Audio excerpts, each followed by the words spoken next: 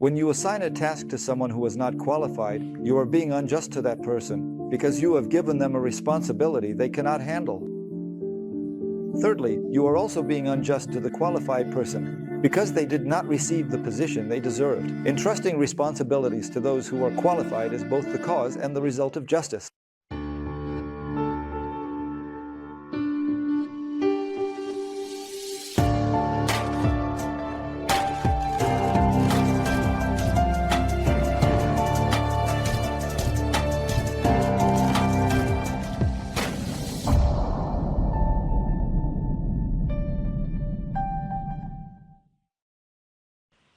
Hello to everyone from Istanbul School. Dear viewers, we will talk about governance and justice. Today, our guest is Prof. Dr. Ömer Dinçer.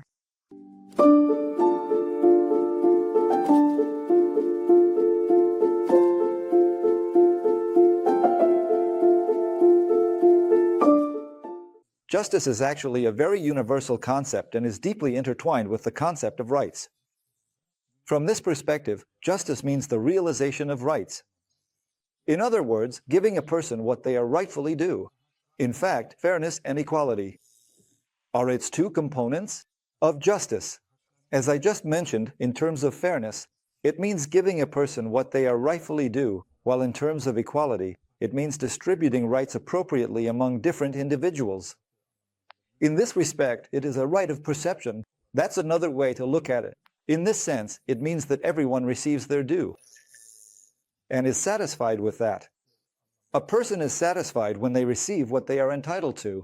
If someone feels uncomfortable when they don't get what they deserve, for example, this is described as oppression. In the Holy Quran as well. When viewed from this perspective, the concept of justice, as I mentioned earlier, is fairness and equality. And again, from this point of view, the concept of justice is considered the gateway to all kinds of virtue and morality. In fact, there is a saying from those who study old moral theories that I really like. All good traits, all beautiful morals, actually have their extremes, excess and deficiency. The only concept that does not have excess or deficiency is the concept of justice.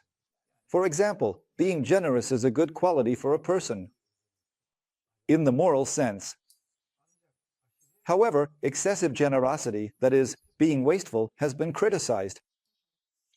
Or, on the other hand, being stingy, not properly providing for the rights and sustenance of one's family and close ones, has also been criticized. Because one is excess and the other is deficiency. Or, for example, doing good is actually a beautiful quality. But if you do good out of pity for someone, that is criticized. Or he is very cautious about doing good deeds. If you act with a lot of hesitation, that is also criticized. However, when it comes to justice, there is neither excess nor deficiency. The more justice is established in society, the more virtue emerges. In this respect, justice truly emerges as the ultimate goal of all governance or all levels of administration. Of course, when you look at justice, I think it has two aspects. One of these is a person's need for justice. All people, by their very nature, actually possess the idea of justice. Because justice is a necessity. Think of it this way, you can't get something you deserve. How would you feel? You would feel wronged. I mean, you feel it, right? So this isn't just about you, those who are excluded.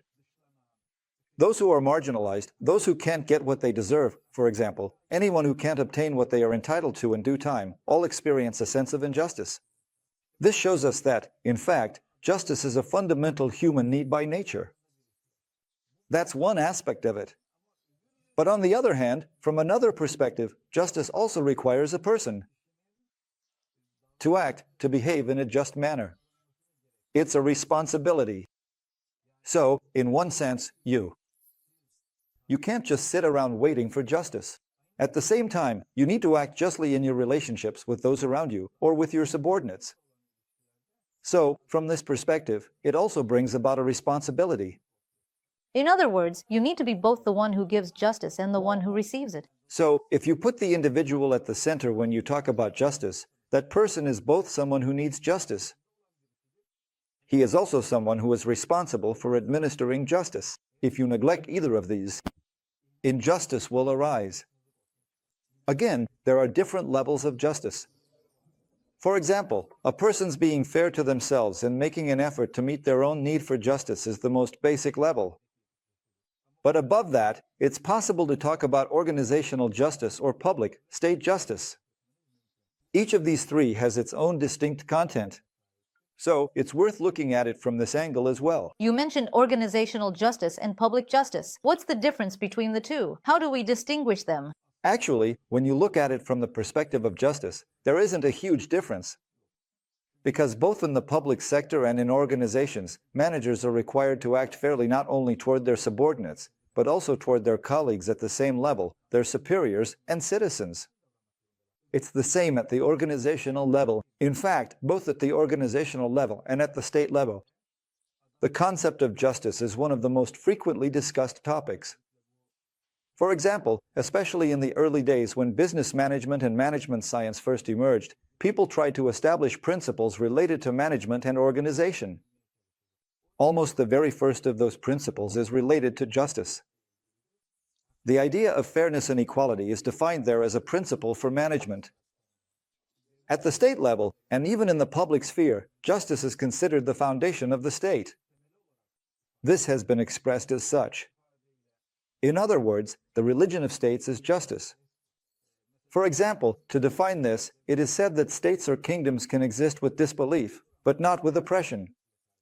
From this perspective, as Hazrat Ali beautifully put it, the religion of the state is justice.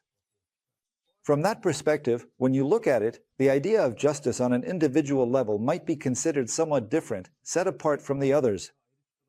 But at the organizational and public levels, there really isn't much of a difference between them. If we were to elaborate on this topic a bit more, how would we define justice in terms of public administration? How would we define justice from an organizational perspective? Could you explain these a bit more in detail? Now, of course, when you look at it from a public perspective, justice is assumed or accepted as necessary for the continuation of a government. For example, Harris-I Rezit, whom we all know, collected taxes for Imam Abu Yusuf and for matters like jizyat and zakat. And he asks him to write a book to teach the procedures for how to do this. Imam Abu Yusuf, as you know, has a very famous book. He writes Kitab al-Kharaj. In the introduction of Kitab al-Kharaj, he actually gives very comprehensive advice on what is necessary for a state to survive. The essence of this advice is based on the idea of ensuring justice, because the development of the economy in a country, the increase of prosperity, the establishment of security, and basically anything you can think of related to the existence of a state, all of them are centered around justice. And he explains the other issues by connecting them to justice as well. Justice tries to say this: a tax system may be defined in a very rational way on paper, but if there is no justice, that tax system will do nothing but cause problems in the country. This is a very important point. It's the same today. For example, nowadays, when inflation occurs, we immediately see that economic justice has been disrupted. Inequality in income distribution within society increases. This is the result of an injustice. From this perspective, if you are going to take a measure against inflation or regarding economic growth or unemployment, the foundation for that in the modern world is actually it is based on three factors. The first is justice, and in order to ensure justice, the rule of law comes to the forefront. The second is trust, meaning trust in the leaders. And the third is the predictability of the economy. If there is no justice in an economy, if there is no trust in the leaders, and finally, if you can't see what's ahead or make predictions, at least, if you can't even predict the next 3 months, 6 months, or a year, then any decisions you make about inflation, foreign exchange, or growth in that economy won't yield the results you expect. It's actually the same at the organizational level as well. If you don't treat people fairly within the organization, if you don't ensure equality among them, for example, if two people are doing the same job, they deserve the same pay. This is a very important thing. But here, it might also be wrong to talk about absolute equality, because even if they're doing the same job, one might be doing it more successfully than the other. Therefore, the one who performs better than the other should have that success rewarded. From this perspective, for example, at the organizational level, in the business world, the job evaluation methods have been developed to compare jobs with one another. And performance methods have been developed to distinguish between those who deliver different levels of performance even though they do the same job. Equality and fairness. This is the only way you can ensure them. From this perspective, truly, ensuring justice is important both at the organizational level and the public level in terms of the expected outcomes. Actually, according to what you just said, it seems much easier to measure these things nowadays. When planning is done based on these, taking into account the employee's experience or success. It seems that these should be easier to measure than today. Of course. Especially in recent times, management science has developed some very advanced techniques related to these issues. For example, as I mentioned earlier, both job evaluation techniques and performance appraisal methods. They hold a very important place. They are significant. Many different methods have been developed regarding this. These are being used today. So, when we look at the difference between the traditional period and today, even though the number of methods to ensure a fair system has increased, what kind of comparison can we make? Professor? Actually, we should say that there are some differences. And that is this. Especially in the traditional period, justice was, first and foremost, something the ruler. It is something that must be provided. It was personal. In the modern world, the conscience and morality of the ruler. A process towards an independent judiciary emerges. For example, in all political treatises from the traditional period, it is stated that the ruler must be just. There is actually a cycle known as the cycle of justice. This BC, almost 1500 BC and has continued to the present day. It's a definition that has endured. Almost all political treatises repeat this. Even back in the Indian period, for example, from Arthasastra, from Baidaba to Ibn al-Makatha, and from him to Ibn Khaldun. And up to the present day, this cycle of justice has been repeated and emphasized so much. For the ruler to be just. It is said this way, actually, for the continuation of power. For justice, power is needed. For the continuation of power, justice is needed. It is necessary for the continuation of power. An army is needed, and for the army to be successful and to endure. A treasury is needed. For the treasury to be successful, the welfare of the people is necessary, and to ensure the welfare of the people, justice is needed. So, the process begins with justice and ends with justice again. Some people explain this in more detail, others say it more briefly, but in any case, the main emphasis is, for example, that improving the economic welfare of the people is only possible through justice. If the people are living in prosperity and with a sense of justice, this will enrich the treasury through taxes. A wealthy treasury will strengthen the army, and a strong army means the government will remain in power. For example, the emphasis on justice is also frequently made in a religious context. When you look at both the Quran and the sayings of the Prophet, you see some striking statements. For example, I like the saying, "One day of justice is better than a lifetime of worship." And again, it is said that the only way for those in power or leaders to truly give thanks to God is through justice. In other words, every blessing has its own way of giving thanks. This is perhaps a mystical interpretation related to justice. Every blessing has a thank you. And the way to give thanks for the blessing of leadership or power is through justice. So, someone who is in power cannot truly give thanks to God just by saying thank God. He can only fulfill his gratitude by acting justly. But in the modern world, ensuring justice is mostly independent. It is attempted to be carried out through the judiciary.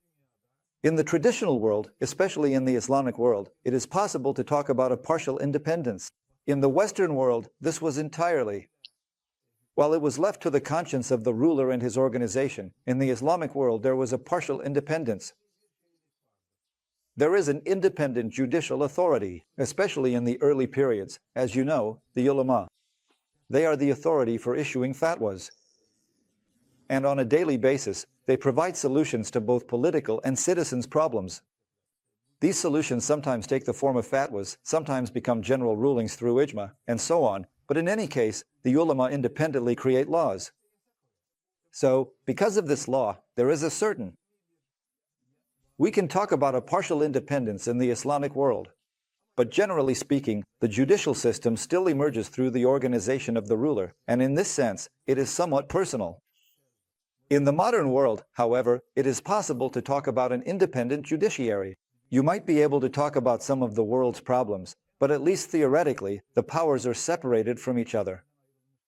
The legislative, executive, and judicial branches are separate. The judiciary has its own independent power. Compared to the traditional world, a major difference in the modern world is that ways to seek justice have become much more diverse. In the modern world, for example, you can go to regular courts. You can go to regional administrative courts of appeal, appellate courts, the Court of Cassation, the Council of State, or the Court of Accounts.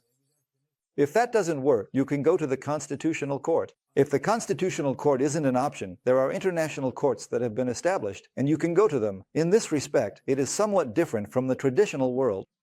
It seems like there are many ways to pursue justice nowadays. But we also have to acknowledge that this has been the case in every era. Being able to access justice has always been an important issue. When people experience an injustice, efforts have been made to ensure that they can seek justice in the quickest and most cost-effective way possible. There absolutely needs to be a way for everyone to obtain their rights fairly.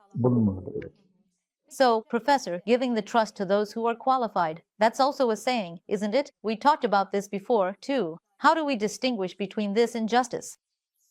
Now, I think by bringing this up, you've made a very good point. Because I forgot to mention it. There is a very close relationship between entrusting something to those who are qualified in justice. Let me put it this way. The starting point of justice is actually to entrust things to those who are qualified. If you don't entrust things to those who are qualified, you end up committing 3 types of injustice or oppression. First of all, by not giving the job to someone qualified, you are being unfair to the public, that is, to the state and the overall administrative system. Secondly, when you assign a task to someone who is not qualified, you are being unjust to that unqualified person. You have given them a responsibility they cannot handle. Thirdly, you are being unjust to the qualified person because they were not able to get the position they deserved. From this perspective, entrusting responsibilities to those who are qualified is a requirement of justice. Only if you give responsibilities to the qualified can you ensure justice through competent and meritorious people.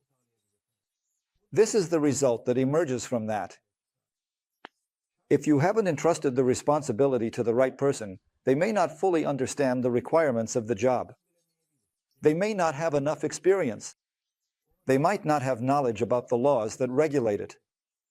Therefore, since they are not equipped with the ability to fully perform their duties in accordance with the law, their loyalty will be directed toward those who appointed them. In other words, it will be a personal loyalty. As a result, justice that is left to individuals does not truly emerge. However, if you entrust the responsibility to the right person, that person knows the law that regulates it. Loyalty to the law is essential, not loyalty and allegiance to a person. Therefore, you can achieve justice through such a person. In short, here's the point. Entrusting responsibility to those who are qualified is both the cause and the result of justice. Beautiful explanation, Professor. Thank you very much for your valuable insights. Thank you. I appreciate it. Bless you. Dear viewers, we talked about governance and justice today. See you in the next episode. Goodbye.